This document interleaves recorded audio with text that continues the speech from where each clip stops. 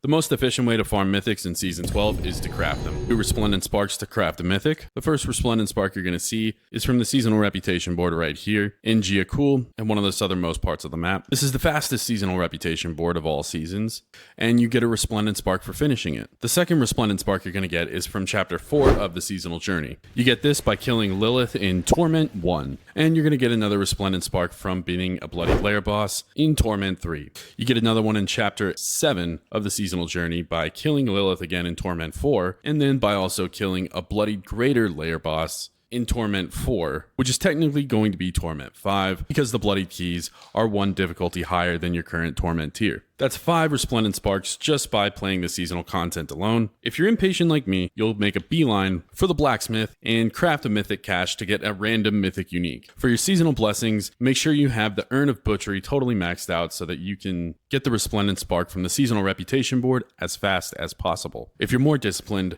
you can target farm or craft them if you have 6 each of 3 different types of runes required for the corresponding mythic unique. The best place to farm for runes is in the Cuirass Undercity with a tribute of Harmony or a tribute of Mystique. The higher the torment level you run these, the higher the rarity of the runes you'll farm here. Once you hit the torment difficulties, you can start farming Lair bosses for mythic uniques. Belial at the Palace of the Deceiver has the highest mythic drop rate at Torment 4. You can farm for Betrayer's Husks when Belial randomly spawns at the end of all other Lair boss encounters. In Season 12, Bloodied Lair boss keys will start dropping from the Helltide. You'll also get one from Tier 18 of the Seasonal Reputation board. The loot you get from these Lair bosses is insane, but they raise the difficulty 1 tier above the Torment tier that you're currently on, so be sure to start low if your build is still in its infancy. The best part about these is that they don't require any materials. Exquisite Blood is used to summon Lord Zir at the Ancient Seat in the Darkened Way of the map. The most reliable way to farm for Exquisite Blood is by killing the Blood Maiden in the Helltide. The most when you use all of your Baneful Hearts at the Summoning Altar. Fear is used to summon the Beast in the Ice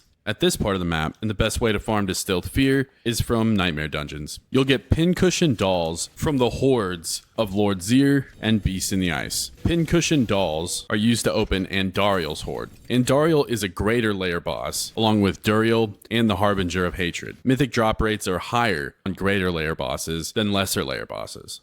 Malignant Hearts are used to summon Varshan in the Malignant Burrow. You'll get Shards of Agony after opening Varshan's Horde, and you need 3 of those to summon Duriel. The best way to farm for Malignant Hearts is by opening Whisper Caches. Living Steel is used to open Grigor's Horde. The best place to farm for Living Steel is by opening chests in the Helltide. Judicator's Masks are used to summon or open the Horde of Urivar, who then gives you hearts to open the horde of Mephisto's puppy dog. Alternatively, all of these boss materials can be farmed by using a Tribute of Titans at the Cuirass Undercity. The Mythic Prankster Nightmare Dungeon will give you both a random mythic and a Resplendent Spark. You'll get Sigil Powder from the chests in the Helltide, and also from salvaging sigils that you collect along the way. If you want to optimize this process, salvage every Nightmare Dungeon sigil that isn't a Mythic Prankster, and then craft some more from the sigil powder that you had from your salvaged sigils. Drop rates are much lower in Season 12. That means after the seasonal progression mechanics for crafting mythics, it'll take a lot longer to get a mythic from the boss ladder. Different builds require different mythics, and one of the fastest ways to craft mythics